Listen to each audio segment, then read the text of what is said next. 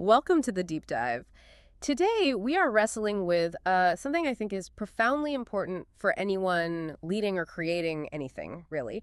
It's this distinction between just having sight, seeing what's in front of you, and actively cultivating true vision. I mean, think about it. We are absolutely swimming in information right now. Data, metrics, endless reports, just tons of it. But somehow, despite all that, there's this feeling of being starved for real clarity. You see professionals confusing frantic activity with, well, genuine direction, and the ability to see past the immediate chaos, to perceive not just what is, but what could be. That feels like the most critical leadership skill today. Would you agree? Oh, absolutely. That's the heart of it.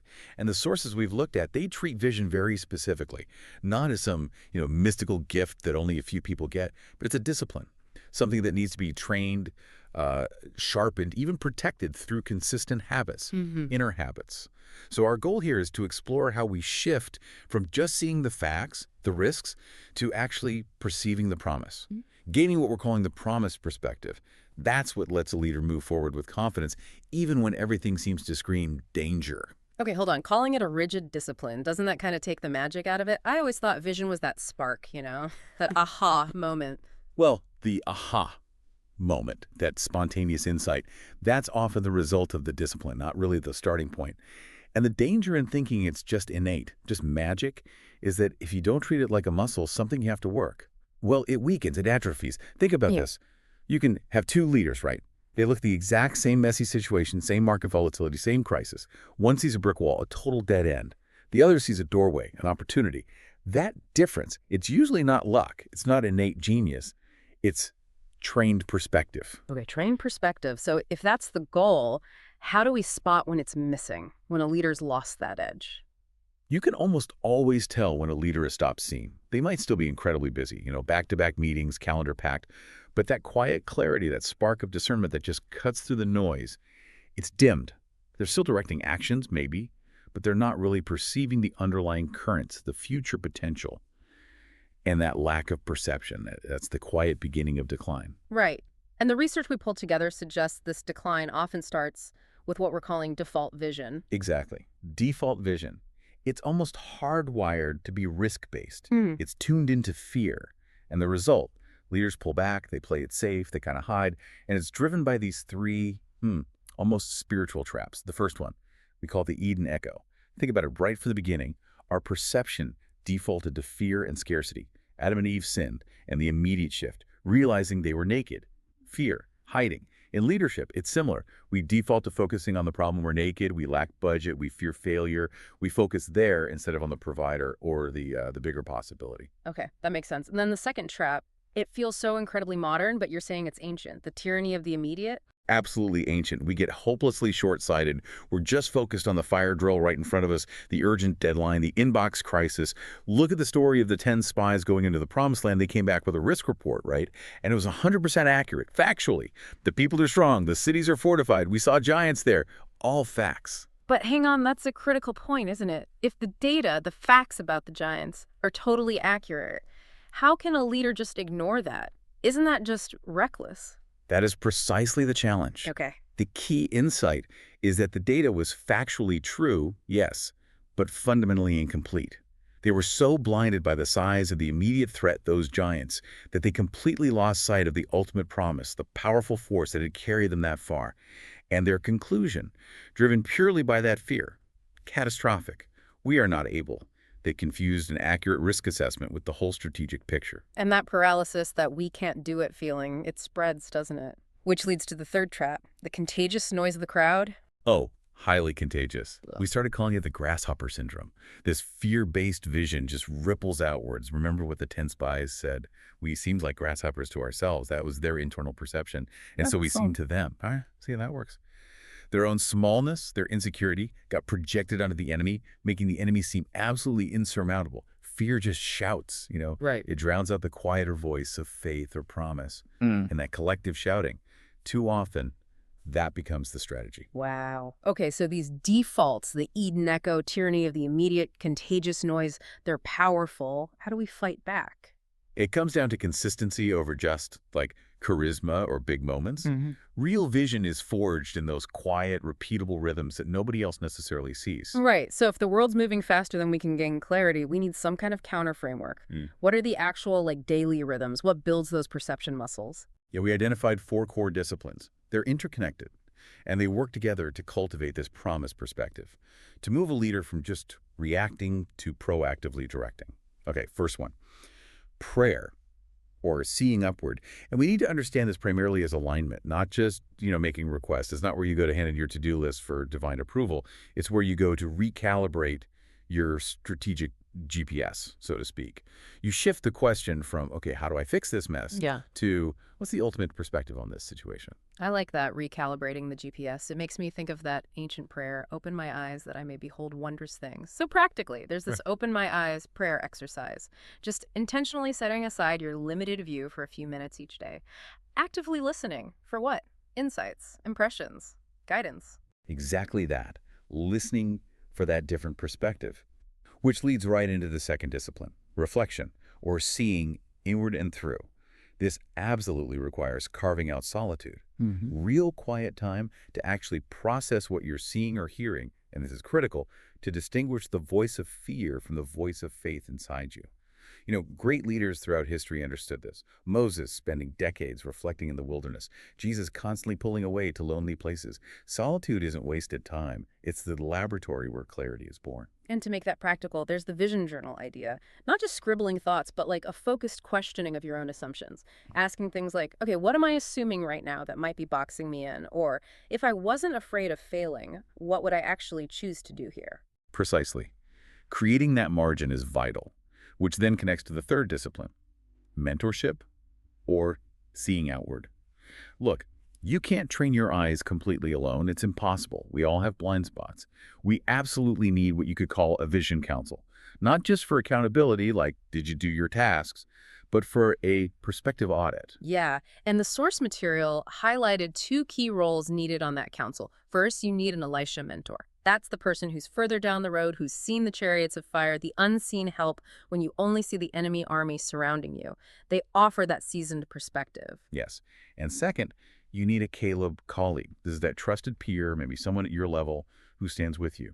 They're the one who can confirm the insights you're getting in your reflection time and who says, yeah, the giants are real. I see them too, but we can definitely take this hill.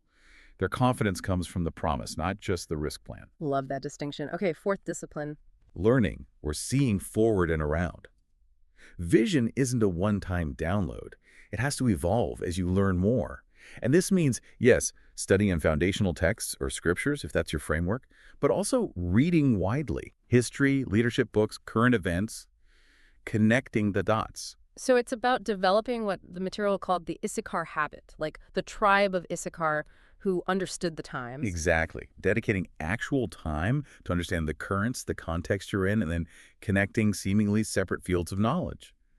Think about Joseph in Egypt. He didn't just have a dream, right? He combined that divine insight with God-given wisdom to create a massive 7-year administrative plan. That Yeah. saved a whole region. Vision becomes truly practical when it's married to strategic intelligence and learning. Okay, this framework is powerful, but let's talk pitfalls. Because vision isn't just about, heroic bursts of insight. What happens when these daily disciplines get neglected, even by really talented people? Well, the first big pitfall is the charisma trap. Charisma is like an amplifier, right? It can make a leader sound visionary, inspire people short-term, huge energy. But if that charisma isn't anchored in deep, consistent discipline, it almost inevitably leads to collapse down the line. King Saul is the classic example. Looked the part, tall, impressive, charismatic.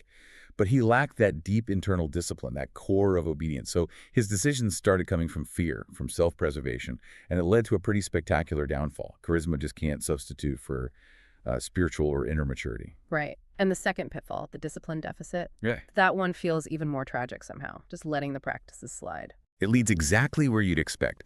Loss of clarity, burnout eventually, and this growing nearsightedness. You stop seeing the big picture.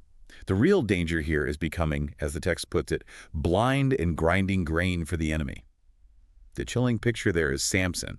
Here's someone endowed with incredible strength, incredible potential vision for his people. But he neglects the disciplines, compromises his core commitments. And where does he end up? physically blind, enslaved, literally working for the very enemy, the very risk he was called to conquer. It's a stark warning. Lose sight of your purpose, and you end up serving the fear you were meant to overcome. Wow. Okay, I know the objection that immediately comes up for people listening is the too busy objection. These four disciplines sound great, but reflection, solitude, learning widely, I just don't have the time. Yeah, it's the most common pushback. But the rebuttal has to be foundational. These disciplines aren't an addition to your busy schedule. They are the foundation that makes the rest of your schedule effective. Neglecting them doesn't actually save you time in the long run. It undermines everything else you're doing. It makes your efforts less efficient, less impactful, way more prone to costly errors.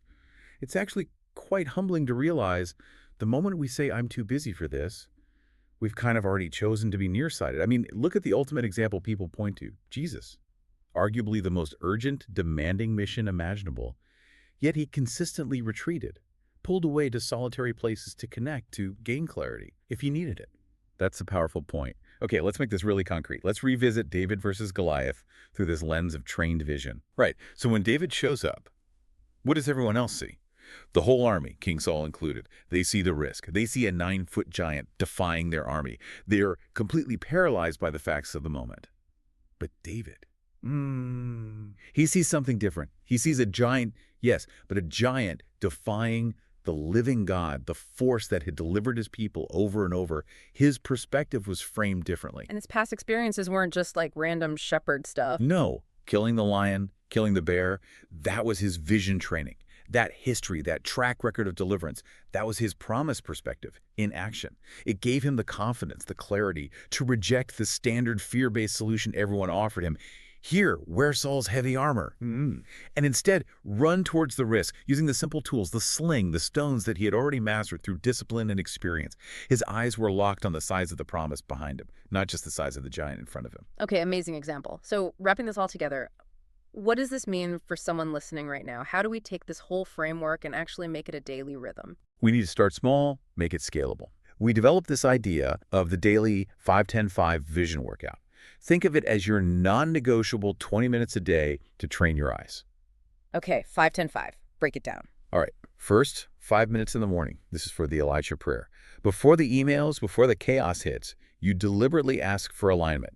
Something simple like, God, open my eyes today.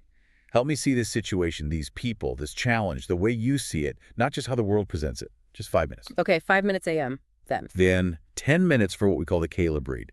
Pick a passage of wisdom, maybe scripture, maybe something else foundational for you, and read it actively looking for two specific things. One, what does this teach me about certainty or bedrock truth? And two, what specific promises or possibilities does this highlight? This is like your daily promise report. Intentionally feeding yourself truth to counteract the constant barrage of risk and negativity. Got it. 5 minutes prayer, 10 minutes promise-focused reading. What's the last 5? The last 5 minutes are in the evening. This is the Samuel review. Before you totally check out for the day, just pause and reflect briefly. Where did I clearly see risk, the giant, in my interactions or decisions today? And then crucially, where did I see evidence of promise, the grapes, the unseen help, the breakthrough today? This trains your brain, your perception, to actually recognize evidence of the promise in the middle of your real messy day. 5-10-5. That feels doable. Okay, but what about those really big decisions? The ones where the 10 spy report, the scary facts are just screaming at you. Yes, for those high-stakes moments, you need the ultimate tool to break out of default vision. The giants and grapes exercise. Giants and grapes. Okay, how does that work? Super simple, but powerful. You literally take a piece of paper, draw a line down the middle. On the left side, you list every single fact, obstacle, fear, scary possibility related to the decision. This is your giants column. Get it all out. Then on the right side, you deliberately list every corresponding promise, every piece of evidence of past faithfulness, personal or historical, every potential opportunity, every reason for hope. This is your grapes column, the fruit of the promise. Okay, list the giants, list the grapes, then what? Then comes the rule. And this is a rule you impose on yourself or your team. You are not allowed to make the final decision until your grapes column feels objectively stronger, more compelling, more defining than your giants column. If it's not stronger yet, it means you haven't done enough work in the disciplines.